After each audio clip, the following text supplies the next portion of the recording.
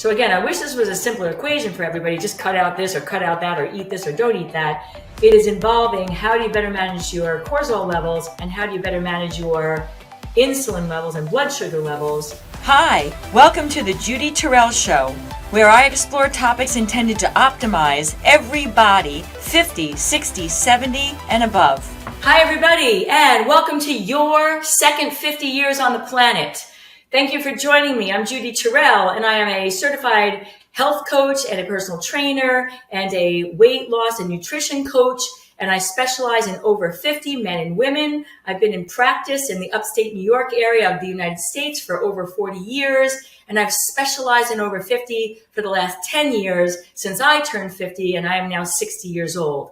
I have had hundreds of success stories with men and women both, losing belly fat and losing weight and improving health concerns and diagnoses from behavioral medicine or lifestyle change. And if you're joining me right now, you are in episode 4 of my 6-part series on how to reduce and minimize belly fat for men and women both who are over 50, 60, and 70 years old. Welcome, everybody. All right, so this is episode number 4. I have been explaining that 2 of the main significant factors that come into play for increased belly fat when you're over 50 and past menopause for females and over 50 and 60 for males is a combination of high cortisol and high insulin levels. All right, when those 2 things come together, you are going to just glue belly fat onto your belly. I'm addressing how to reduce cortisol. I did that in 2 episodes already. I'm addressing now how to better manage blood sugar levels, which then affects insulin levels. In the episode before this, I talked about carbohydrates and how different state of carbohydrate that you eat is going to affect your blood sugar levels and then your insulin and then your belly fat. In this episode, I want to talk about proteins, but I'm going to talk about the fat level in the proteins and how that factors into belly fat, because I have a lot of clients that are failing at reducing their belly fat because they think they're doing the right thing with protein. And then when we do an analysis with food trackers and pie charts, they are actually higher in fat than they think.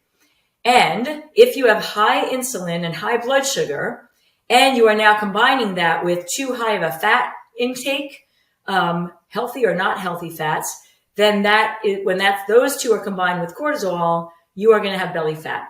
So how do we control for the amount of fat that you're taking in from specifically your protein sources? All right. So let me educate you a little bit. Proteins, I'm not going to differentiate between, whether or not you should eat plant proteins only or animals, whether you should be a vegan or a carnivore. That is not what this video is about. So I'm assuming that, if you're eating a mixture, or that I'm assuming you're including animal proteins, but also saturated plant-based proteins, high in saturated fat. So, from a plant source. So I'm addressing the fat content in your protein sources. And if you're not eating animals, just don't pay attention to that part, okay? But if you are, I have many clients that are trying to increase their protein because that's what we need to do as we're older. We don't digest it as well. We don't absorb it as well. We need higher levels of it as we age. And protein is the darling of the 3 macronutrients right now. Fat has its own problems, carbs has its problems, and now so everybody's, protein is the way to go, right? But your choice of protein is going to either come with a lower or higher amount of fat, all right? And I have found that when working individually with clients, this is opaque to many people. So I want to help educate you so that you can make your decisions about which proteins you're choosing. And I want you to choose the lower fat proteins so that you're getting the higher protein amount. And then you're controlling for the fat coming in from the protein in ways you don't even know. And then that's contributing to your belly fat when combined with high blood sugar and high cortisol. All right. So when you are getting your protein sources, you want to go and make the choices of the leanest ones possible. All right. So white meat chicken breast is very low in fat as opposed to like a chicken breast with the skin on it. or let's say I want to get into the ground turkey, the ground chicken, the ground beef, all right? When you're looking at protein sources that are saying the percentage of fat, many of my clients will see 85% lean, which means 15% fat, and think that this is a good choice because 15% fat is not very high, right? But what I want to educate you to make a better decision with the fat content of your protein sources, which is going to affect your belly fat, is when they're talking about 15% fat, they are talking about fat by weight, okay? And it is true that 15% of that ground, whatever it is you're looking at, is fat by weight. But what they're not disclosing, or it's lost in the translation, is that fat is 2.5 times as dense in calories as protein. So 15% of fat by weight is really 75% fat by calorie volume. All right. And that is very misleading. So you think you're getting a low fat, but if you're buying 85% ground turkey, lean turkey, or beef or chicken, I am so excited to announce your second 50.life. I have been working in the fitness industry with individuals, both men and women, over 50 years old for 42 years, and really specialized in the last 10 on over 50. I'm over 50 myself by a long shot. And I've helped literally thousands of men and women both to lose the extra body fat that they gain in the second half of their life, to feel better in their own bodies energetically. I have helped people to reverse and eliminate health problems, high blood pressure, high cholesterol, pre-diabetes, symptoms of menopause, to name just a few. On this platform, you will have access to an entire body of resources, exercise videos, mini courses, eating plans that are specially designed for over 50 men and women because there's special needs for our demographic. And in addition to the virtual resources that you'll have access to if you join at any time that you'd like, you also have access to me for one-on-one coaching through a group coach call every month. So you can bring your specifics and we can address those as you're also getting information that is specific to the over 50 population. 50s, 60s, 70s, and now 80s is the demographic that I'm working with. So it's your second 50.life, YOURSECOND 50.life. Go check it out. It might be the single best thing that you've looked at like in your second 50s.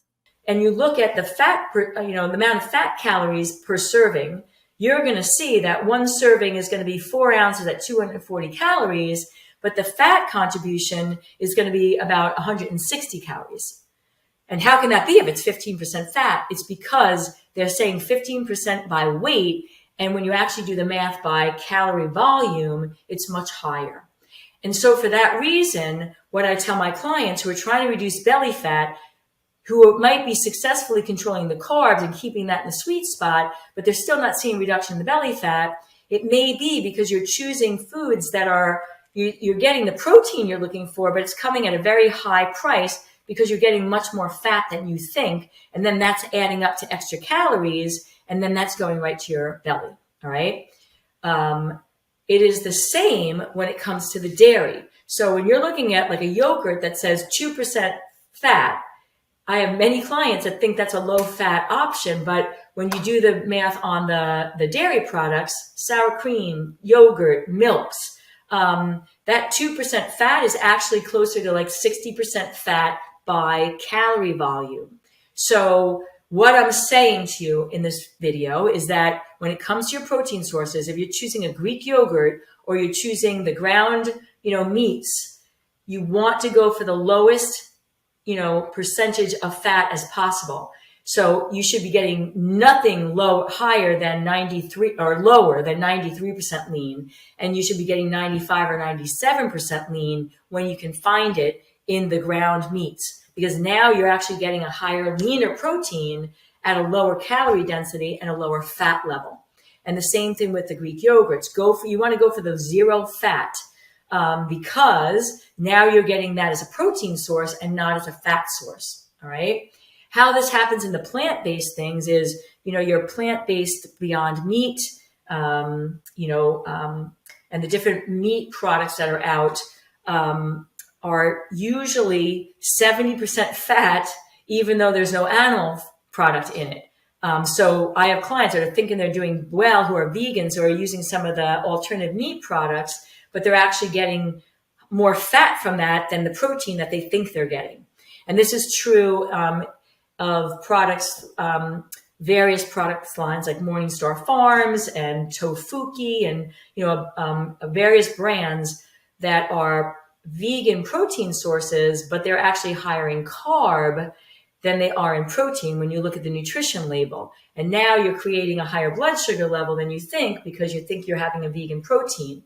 You're going to be better off getting a tofu or a tempeh or a seitan, plant-based protein, which is actually higher in protein and lower in carb than some of the processed brands of vegan proteins. All right. So whether you're a vegan or whether you're a carnivore, you want to be choosing your protein food choices that are the lowest, like 95 or higher % lean or 0% fat in the dairy.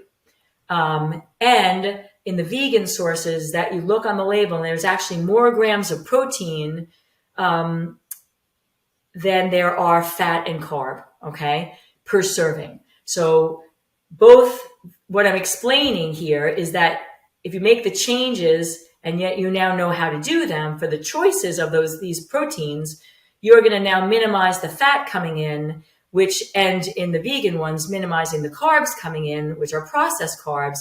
And that is going to help better balance your insulin level and fat level, which together kind of dovetail cortisol. And when you're over 50, those two factors, when they're not balanced right, are going to go right to belly fat. All right. So again, I wish this was a simpler equation for everybody. Just cut out this or cut out that or eat this or don't eat that. It is involving how do you better manage your cortisol levels and how do you better manage your insulin levels and blood sugar levels, and then how fat plays into combining with those.